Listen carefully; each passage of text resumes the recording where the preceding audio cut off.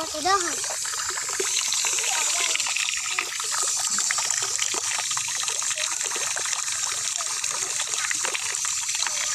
ที่ความสุขแค่นี้ที่ชอบอีกที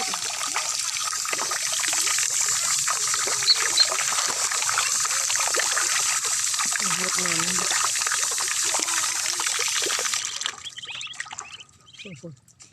หมดปักโหชดเจ็บมันถึงราคา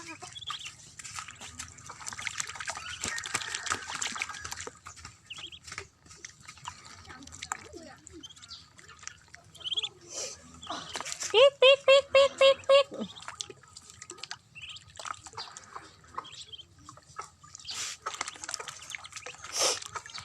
ดูน้ำปิ๊บปิ๊บปิ๊บปิ๊บปิ๊บปิ๊บปิ๊บปิ๊บแม่ก็มาเผาอยู่แม่ก็ได้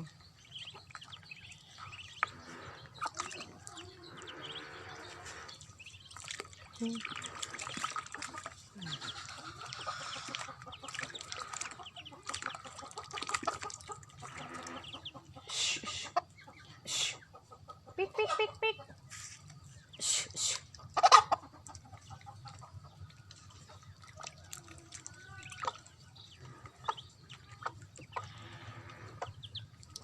ลอยลอยลอยลอยจะน่าอ้อได้แต่สามนะ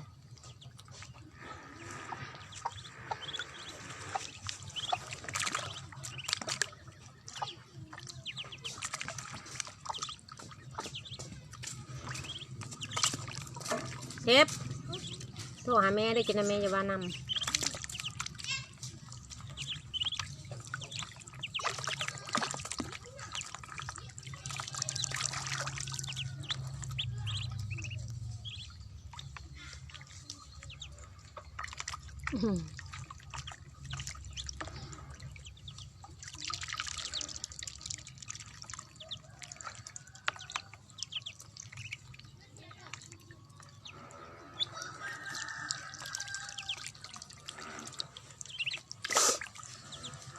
เป็ดน้อยลงจะแล้วก็เป็ดใหญ่มากจะลงมือแล้วก็อ้อ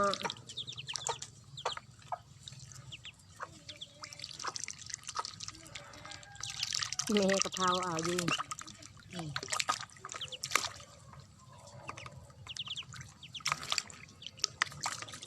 อ้อแล้ว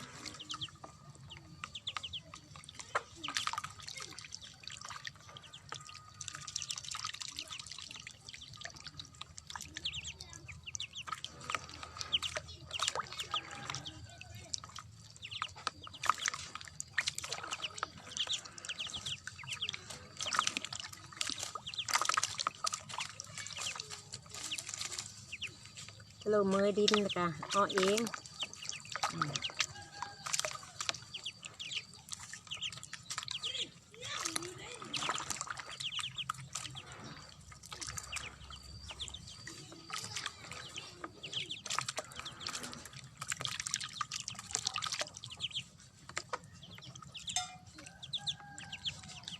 ปิ๊กปิ๊กปิ๊กปิ๊กปิ๊กปิ๊กปิ๊กปิ๊กคือนานๆเลย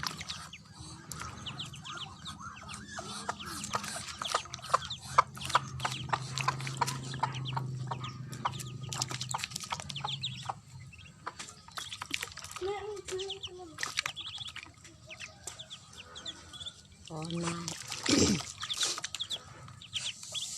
แล้วก็พอมันใหญ่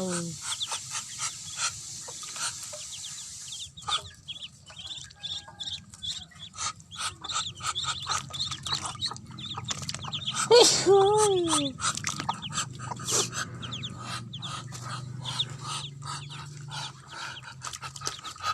มีเป็ดมีกี้มีหันมีแห้งเราเป็ดมีกี้จะมีซื้อมีสันเป็ดปลาเป็ดแห้งแห้ง